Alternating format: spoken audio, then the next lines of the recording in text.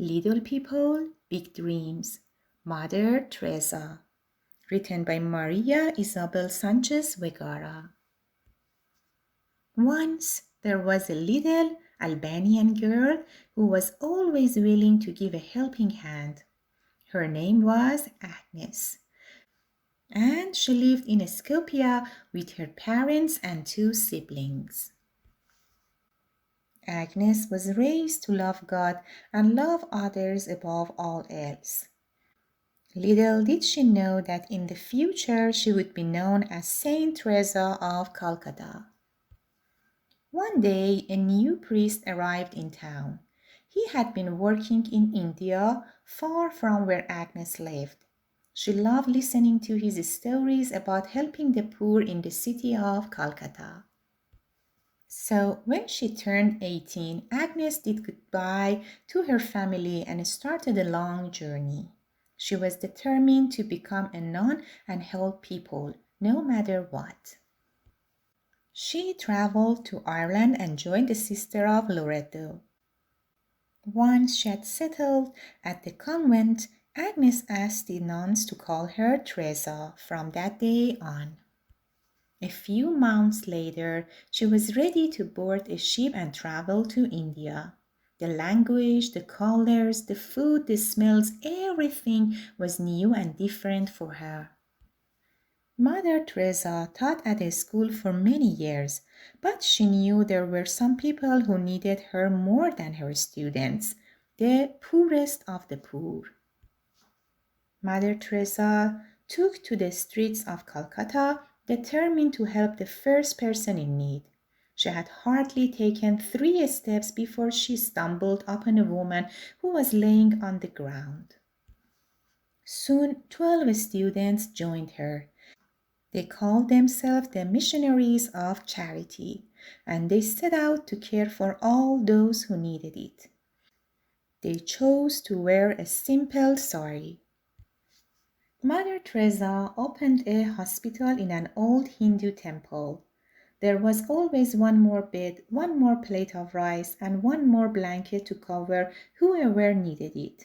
She knew that the smallest things could make the biggest difference.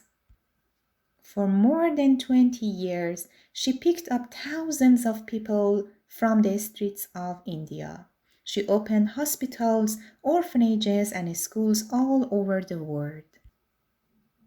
She received all the awards that could be given to a single person, but she only accepted them in the name of the poor. Mother Teresa sent a beautiful message out to the world. It doesn't matter if you do big or small things in your life, as long as you do them with great love. Agnes Gonje Buyagiu was an Albanian descent and born in Skopje, now the capital of North Macedonia. The anglicized version of Agnes, has been used in this book. Agnes lived with her mother, father, older brother, and sister.